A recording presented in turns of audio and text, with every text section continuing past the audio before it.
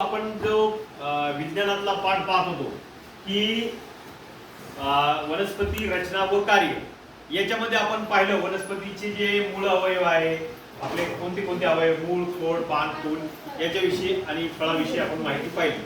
तर त्याच्यातलं आपण आता फुलाविषयी आजच्या या तासिकेमध्ये फुलाविषयी माहिती पाहणार आहोत. हे कशाचं फुले बरं तुम्हाला कोणाला सांगता येईल का सगळ्यांना? जास्वंदाचं. आणि तुमच्या पुस्तकामध्ये 127 पानावर देखील याविषयी माहिती दिलेली आहे. हे आहे जास्वंदाचं फूल. आता या जास्वंदाच्या ज्या फुलामध्ये बघा, या फुलामध्ये तुम्हाला ह्या जे दिसतात लाल रंगाच्या या काय आहेत? पाकळ्या आहेत. आणि या प्रत्येक घटकाविषयी आता हे जे दिसतंय तुम्हाला याच्यातला तुम्हाला असा जो लाल हे दिसतोय याच्या प्रत्येक घटकाला काय काय म्हणतात बघा. तुमच्या पुस्तकात सुद्धा तुम्ही लक्ष द्यायचं. आता ही सगळ्यात वरच्या भागी अग्रभागी जे दिसतंय तुम्हाला त्याला म्हणायचं कोशी. त्याच्यानंतरचं आहे पराग कक्ष परागकोश. हे जे दिसतंय तुम्हाला पिवळ्या पिवळ्या रंगाचे दिसतंय याला काय म्हणायचं? परागकोश. त्याच्यानंतर बघा आता पाकळ्या हे जे त्या सगळ्या पाकळ्या हे याला काय म्हणतो आपण? देठ. बरोबर. अजून काय आहे बघा, एक मिनिट बघा. त्याच्यानंतर देठ पण आहे, या पाकळ्या आहेत. फक्त एक लक्ष ठेवायचं, हे सगळ्यात वरचे जे तुम्हाला लाल रंगाचे हे दिसतायत त्याला म्हणायचं कुक्षी. आणि हे जे असे पिवळ्या रंगासारखे दिसतायत त्याला म्हणायचं परागकोश.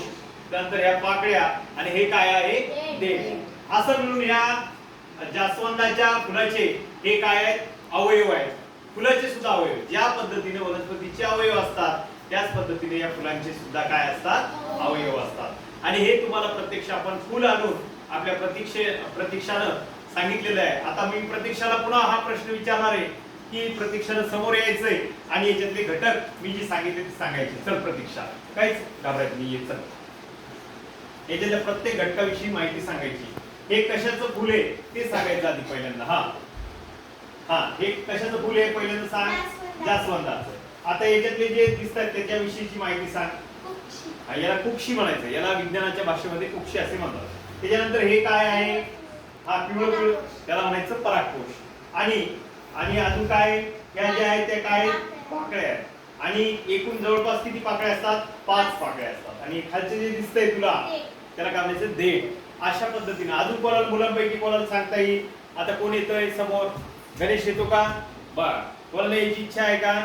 बघा, यश येतो का? सांग. बघा, अशा पद्धतीने तुम्हाला सुद्धा घरी सुद्धा तुम्ही काय करायचं आहे तर जास्वंदाचं फूल घेऊन पाहायचं आहे. आणि असेच फक्त जास्वंदाच्या फुलाचंच तुम्हाला अवयव पाहिजे का? नाही, वेगवेगळ्या फुलांची सुद्धा तुम्ही काय करायचं आता उद्या घरी गेल्यानंतर म्हणजे आज घरी गेल्यानंतर काय करायचं? उद्यासाठीचा तुमचा अभ्यास म्हणजे याच्यासाठी की वेगवेगळ्या फुलांचे तुम्ही जे उपलब्ध होतील, दुसरीकडे कुठे जायची गरज नाही, जे जे फुलं तुम्हाला तुमच्या परिसरात मिळतील फक्त विषारी फुलं सोडून ते फुलांची काय करायचं बघायचंय याला काय म्हणतात आणि जी अडचण आली ती मला सुद्धा विचारायची. ठीक आहे, धन्यवाद.